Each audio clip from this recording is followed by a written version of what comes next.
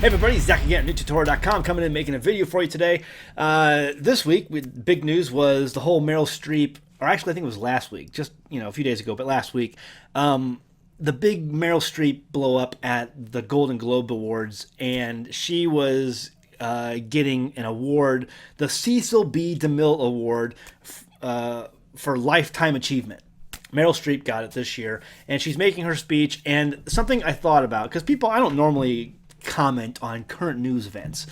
They're just what they are, and I try to keep my things. Every once in a while, I do, and this is one of those cases because I see it linked intrinsically, to my childhood and growing up, and I'll get to it in a minute what I mean by that. But I also see this having a biblical, tie and twist to it, and that is this.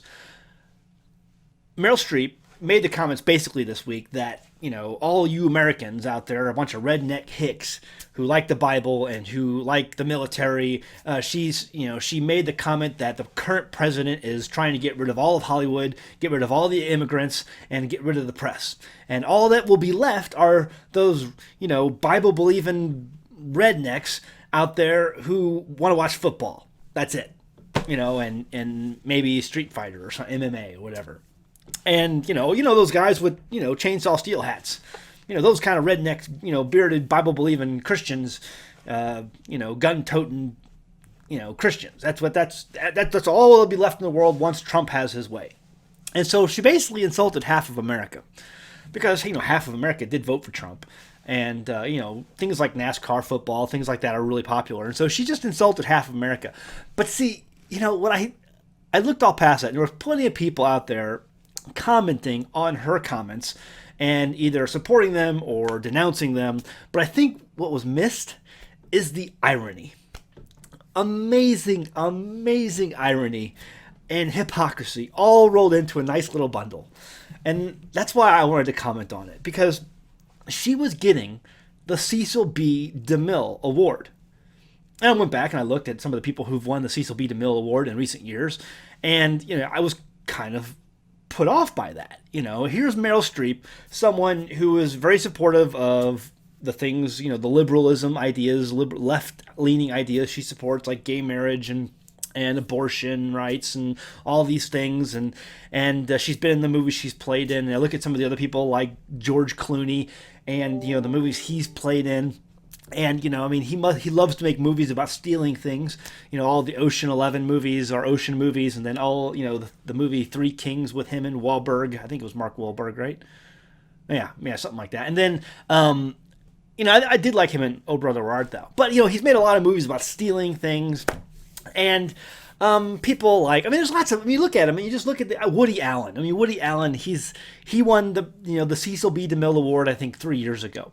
And the guy is, a complete devout atheist, and he is, a suspected pedophile. But these are the winners of the Cecil B. DeMille Award.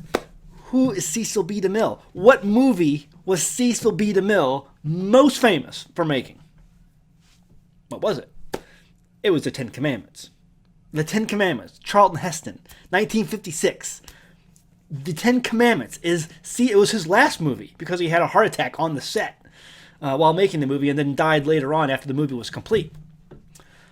It was his last and most famous movie he ever made. He also made movies like The King of Kings or Samson and Delilah and The Sign of the Cross. He also made movies that weren't so much related to religion. I think the other movie he made a lot of money on and was famous for was The Greatest Show on Earth. But you have The Ten Commandments, The King of Kings, Samson and Delilah, The Sign of the Cross, and these movies made millions of dollars. Why? Because so many people went to go see them. He was very famous for the movies he made. And most of them, many of them, not all of them, but many of them had biblical themes. He made the Ten Commandments. He is the man who made Charlton Heston Forever Moses. I mean, come on. And people took his movie seriously, and they liked him. And, the movie Ten Commandments wasn't perfect. We know that, scripturally speaking. But it was close. It had its issues, but it was close. And, it's a, the reason I say it's intrinsically linked to my childhood is because I grew up watching this every springtime, during the time of Easter. This movie, The Ten Commandments, would come on. And now I understand it's more of a Passover type movie, which is also in the spring. And so I've made it a tradition in my household that on Passover, we sit down and we watch The Ten Commandments with Charlton Heston. Cecil B. DeMille's, 10 Commandments. And so, and I have the DVD. We watch that every year. And I'm looking at this guy, and I'm thinking of the irony. Here's a guy who says that he was raised with his father reading the Bible to him as a child and his siblings. Here's a guy who went on to go to college at the Pennsylvania Military College. Here is a guy who got married and stayed married to his wife until the day he died. Till death do you part. How often do you see this stuff in Hollywood? Here is a guy who made his career on taking those Bible stories that his father read to him as a child. His father died at his age 12. But took those Bible stories and turned them into movies. And that's what he was known for. Yet, these morons today, these liberal, left-leaning, Christian-hating, Bible-hating lefties are getting an award in this guy's name.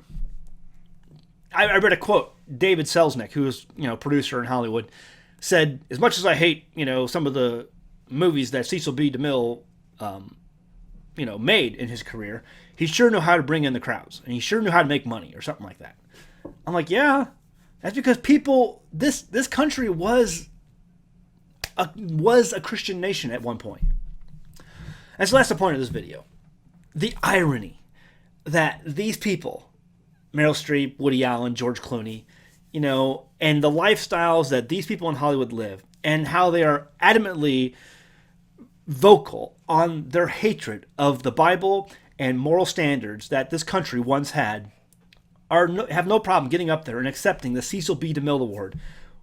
This man was all about, as far as I have been able to read, this man was, no one's perfect, but this man, he really had a testimony.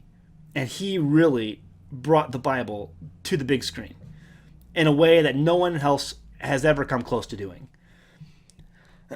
He has made American icons out of Bible stories. Charlton Heston is a great example. But you look at that and you're like, man, how far has America fallen?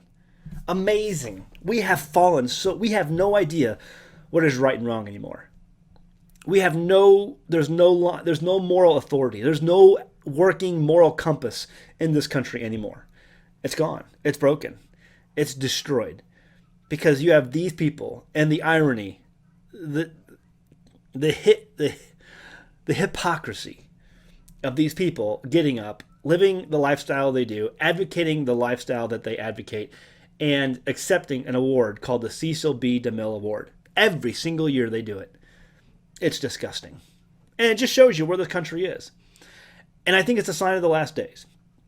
But that's where we're at, folks. We have forgotten what sin is. We have no moral compass anymore in this country. All right, guys, we'll leave it at that. Go home, read your Bible. Thanks.